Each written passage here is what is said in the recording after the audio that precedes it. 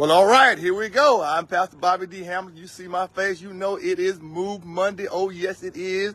It's cool outside, but you know we got to run no matter what. We just layer up, put our hats, put our coats on, and we get out and move. But I don't move by myself. I told you we're a part of a move mob, and I'm glad to have me today, a fellow mover who I see all the time. You're talking about a move extraordinaire. It's my man, Terry. Terry, say hello to the Move Monday mob. Hello, Move Monday mob. Terry, tell us who you are, brother, because you're out here doing it all the time.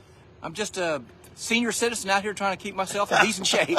How senior is your citizenship then? I'll be 69 in September. 69. My goodness. Now listen, guys, you got to understand this. Terry's out here running when I'm out here, when I'm not out here.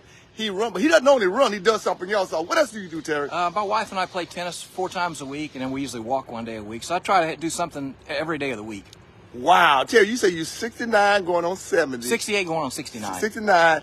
You play tennis, you run every day, you walk. See you walking on Sundays also. Walk on Saturdays with my wife. She doesn't run. Wow. So Terry, what motivated you? Someone's watching right and want to know, how did you get so motivated to move like this and to maintain it? Well, I've been active since I was a kid. I used to play baseball, and I've always enjoyed sports. I played a little bit of football, wasn't quite big enough for that, but just really a desire to keep myself in shape as I get older. As you get older. So there's someone watching right now and they're saying, you know, I'm a little long in the tooth and I don't know where to start. What would you tell them, Terry? Start slow. Start off walking. Walk, build up, walk 15 minutes. If you can do that, do 30 minutes, then move it up to 45, an hour. And pretty soon you'll be able to get out there. And if you want to run, you should be able to do it. Wow. So, Terry, but it's cold outside sometimes. What about that? That's what all this stuff's for. but it gets hot in Houston, Terry. So what about that? Well, you can only strip down so much when you run outside. Yeah. So just, a pair of, microfiber shorts and tight tank top. That's it. Wow. So Terry, you're logging how many miles per week? Well, I run about 4.5 miles 4 times a week. So what's that, about 18 miles or so? 18 miles yeah, or so. Yeah. And your tennis? We play tennis 2 or 3 times a week for probably, we were playing like an hour and a half. My wife's had knee issues, so we've cut that to about an hour. We'll play for an hour, and then we'll usually walk for 20 to 30 minutes. Wow. Terry, man, you've just motivated so many people just to know that. Well, I hope so. Just because I see you out all the time, and I saw you this morning. We're all out here layered up, and we're trying to do what we do because we don't stop. We move because the alternative is not being able to move. That's right. And so we want to keep this thing going. We're not the best, we're not the greatest, we're not the fastest, but we sure are consistent. Because that's what this Move Monday is about. And you choose your actual diversity of moving. As we said, he plays tennis, he walks. One size doesn't fit all, but all need to fit some size. We all need to be doing something. And I want to encourage you today, my brother, my sister, my cousin, my nephew, my auntie, you got to get up and just move. And as you can see, that move allows you to interact with a myriad of people. I see Terry all the time. He sees me all the time. But today we had to partner together, not just to move, but also to encourage you to get up and move.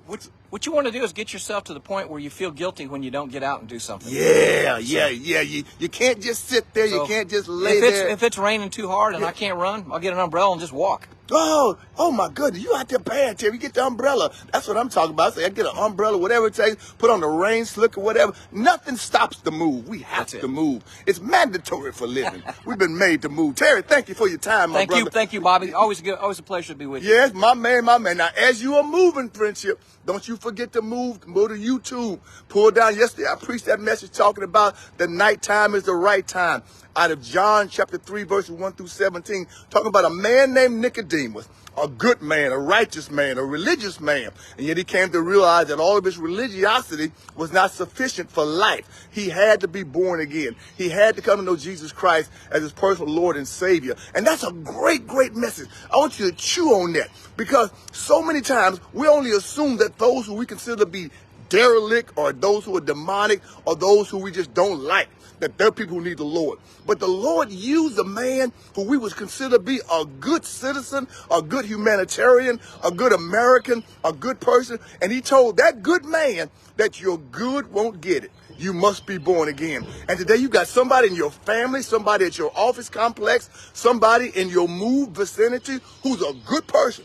But being good won't get it. You must be. It's mandatory. It is divine imperative that you be born again. And today the Lord wants to, so go pull it down, listen to it, look at it, talk about it, bring your grandchildren, your great-grandchildren, and you got to get this thing clear, because the Lord is saying you must be born from above and not just from below. You were born physically. You had nothing to do with your physical birth. The same thing with your spiritual birth. You have nothing to do. God is the author of it, but you got to be able to believe. And that's not just cognitive assent. That's not just simply saying that some historical time there was a historical Jesus.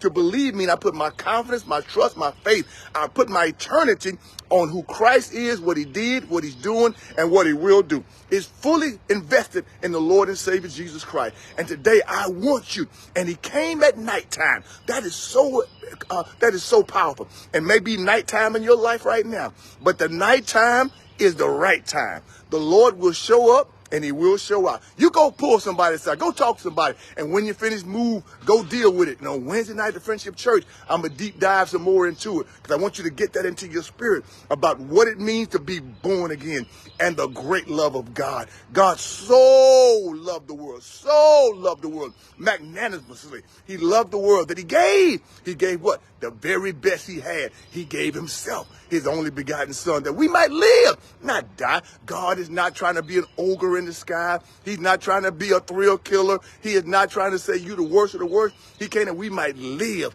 God so loved us that he gave his very best that we could be alive, have the life of God, life with God, and enjoy this life down here until we see him face to face, and bring everybody else we can in to the party. What a party it's going to be. I thank you. Look forward to seeing you soon at the Friendship Church on Wednesday night. Place to begin again. We got to do some more moving, y'all. We got to cool down. But as we cool down, I want you to heat up and realize that the nighttime is the right time. Have a good day, and I'll see you soon at the Friendship Church, a place to begin again. Have a great day, y'all.